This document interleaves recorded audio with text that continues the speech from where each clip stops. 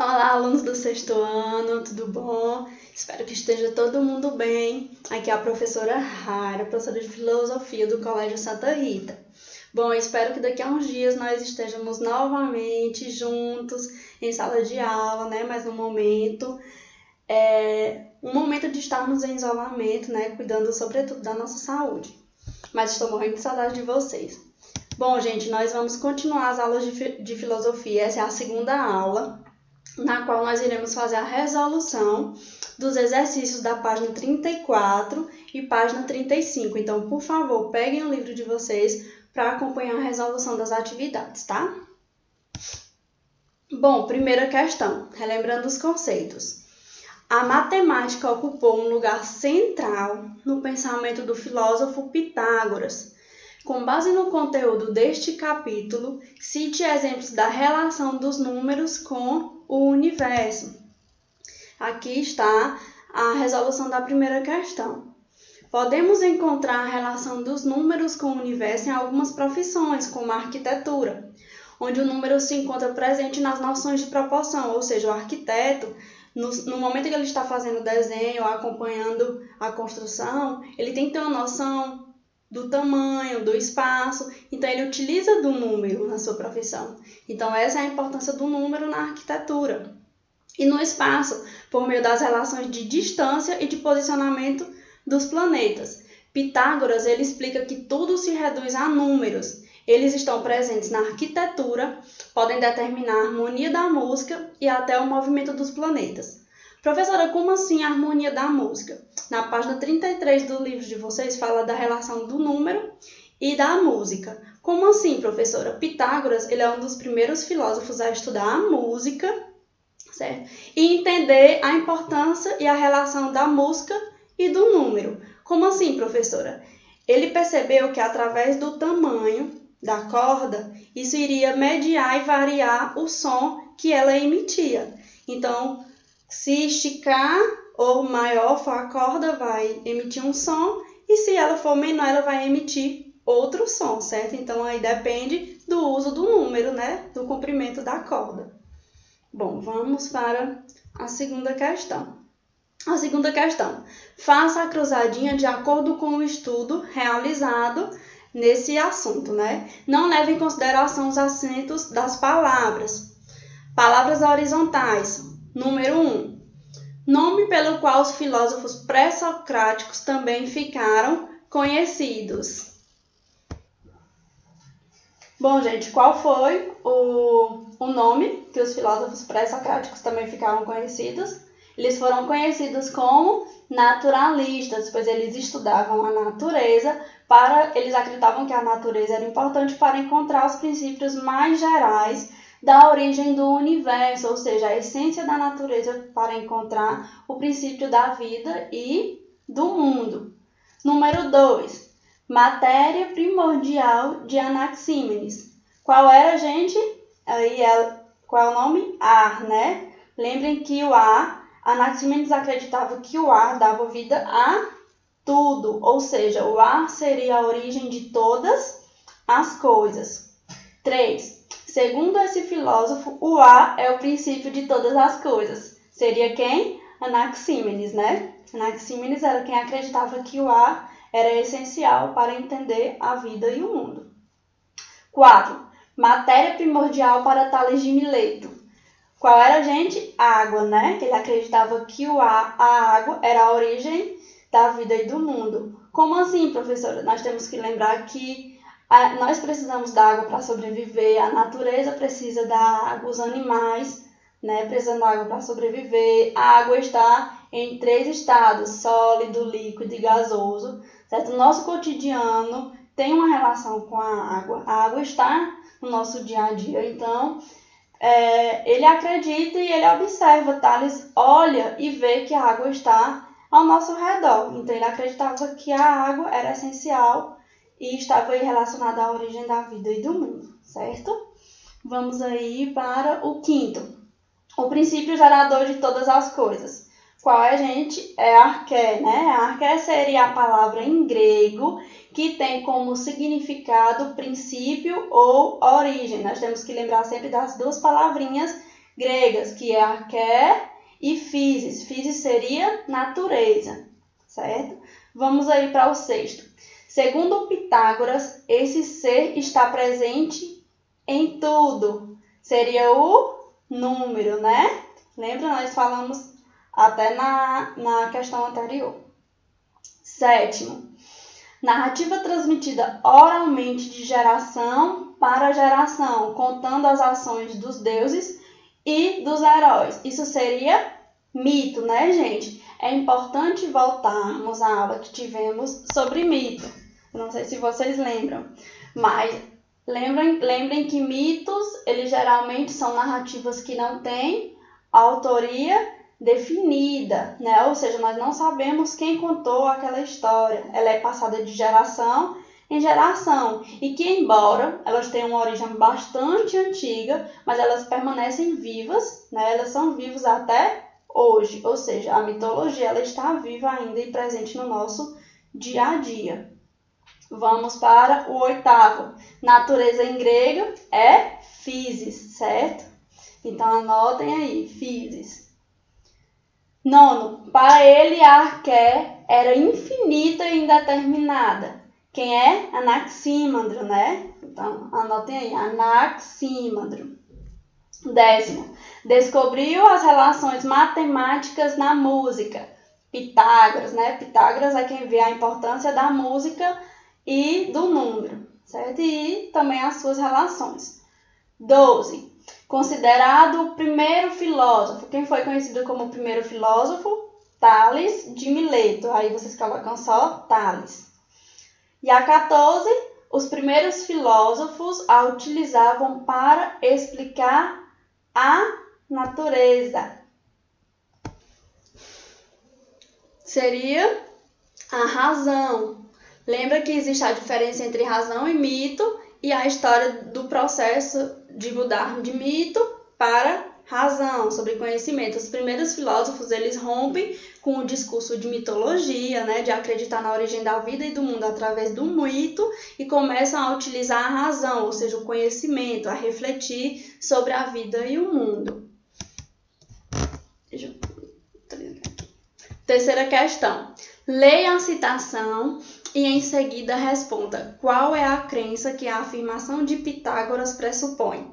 Vamos ler aqui rapidinho.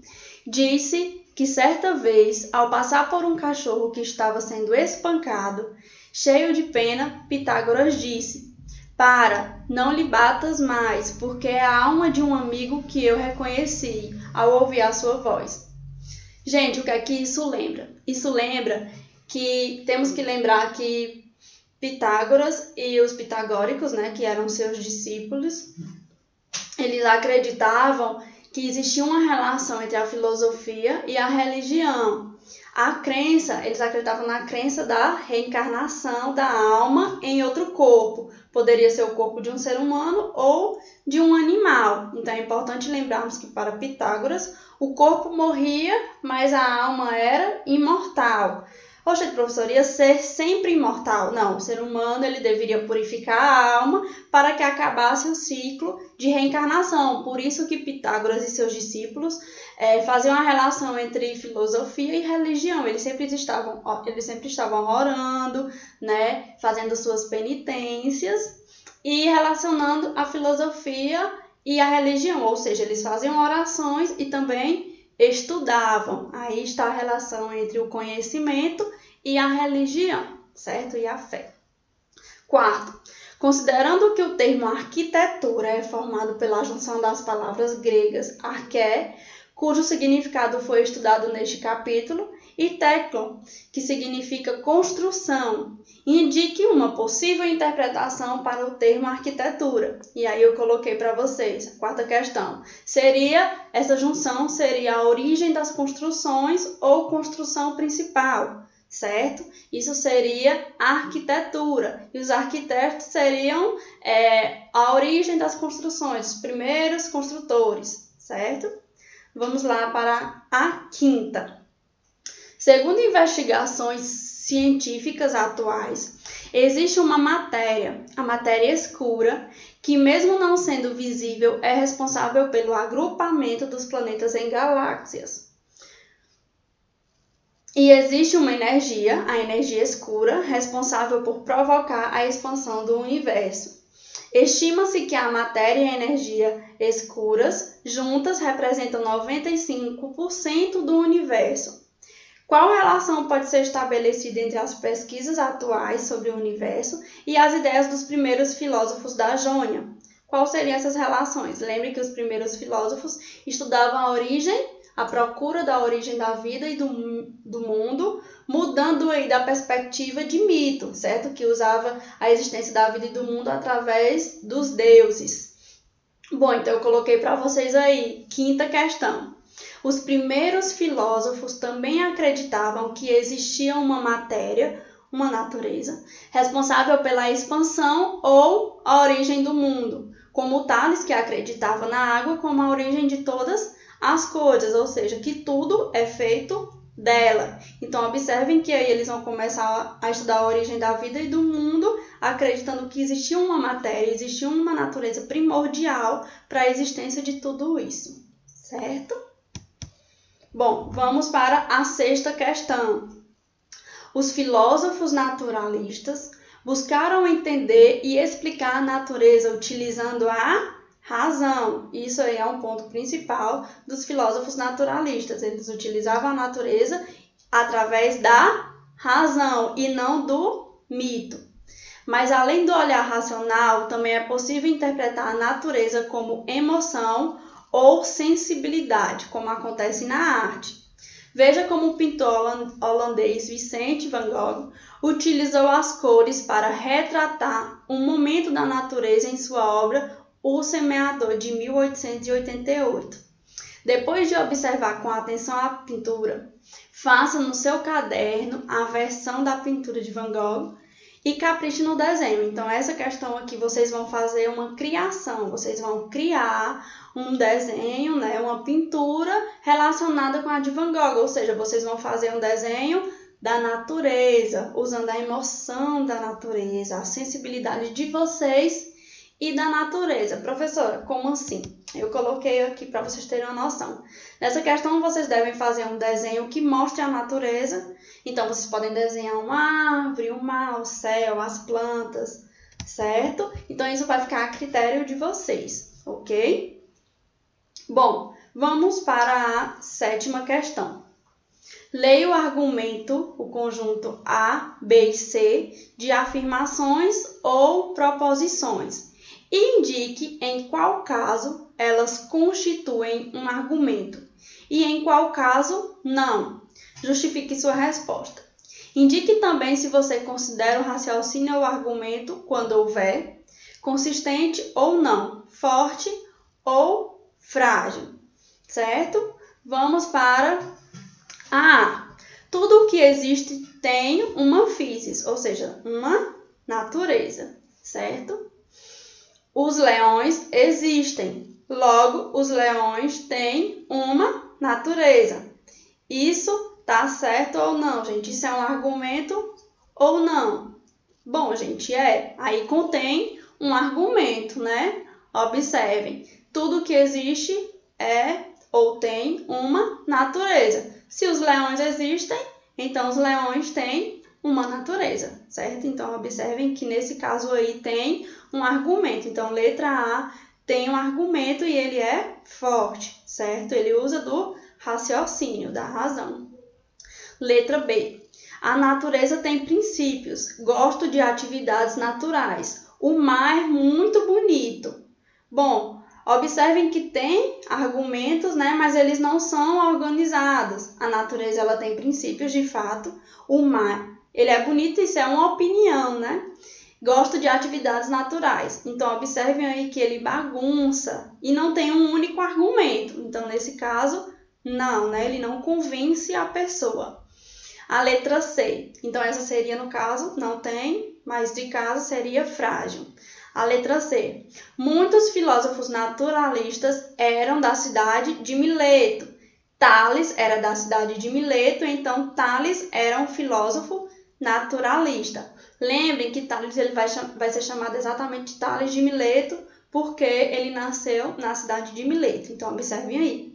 Muitos filósofos naturalistas eram da cidade de Mileto.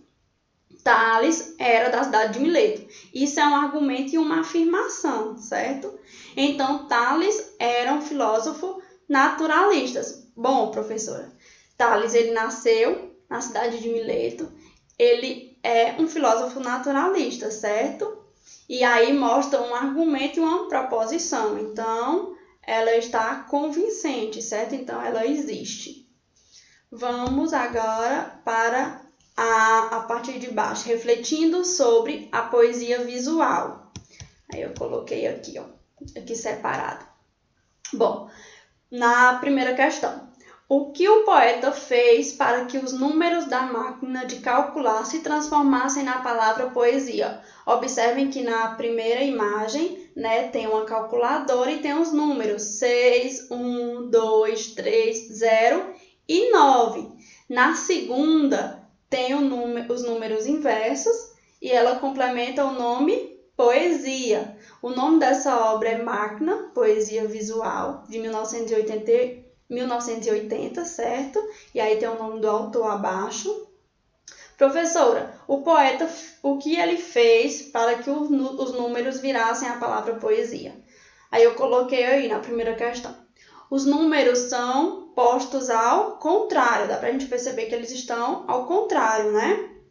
Observamos que eles são convertidos em letras pela relação da semelhança física que possuem ao serem lidos. Observem que o 6 ele parece um P, se ficar o inverso. O O parece o 0, certo? O 3 continua um 3 e ele fica parecendo um E, certo? Se você inverter o 3, ele vira um E. O 2 ele vira um 5, então observe que ele usa o número ao contrário, tornando a palavra poesia. Na segunda, o que você imagina que o poeta quis dizer? A semelhança com o pensamento de Pitágoras, lembra que Pitágoras fala da numeração, do número. Então, existe uma semelhança se pensarmos a utilização do número, bem como a sua presença em todas as coisas, ou seja, o número está aí presente na calculadora, que é um instrumento importante, né, na matemática, não só para a matemática, mas sobretudo para a matemática, né? Então, observem aí que é importante porque ele utiliza do número, certo? Além de utilizar o número, ele relaciona com palavras. Então, observem aí que Pitágoras, ele falava da essência e da importância do número na vida. Então, não só na matemática, como, por exemplo, no poema, na poesia, certo? Então, gente, é basicamente isso. Aqui está a resolução das atividades da página 34 e 35. Então, conto com vocês para a próxima aula, na qual nós vamos continuar os assuntos. Qualquer dúvida, mandem mensagem, entre em contato com a professora, certo? Conto com vocês para a próxima aula e estou morrendo de saudades. Beijo e se cuidem. Até mais. Tchau.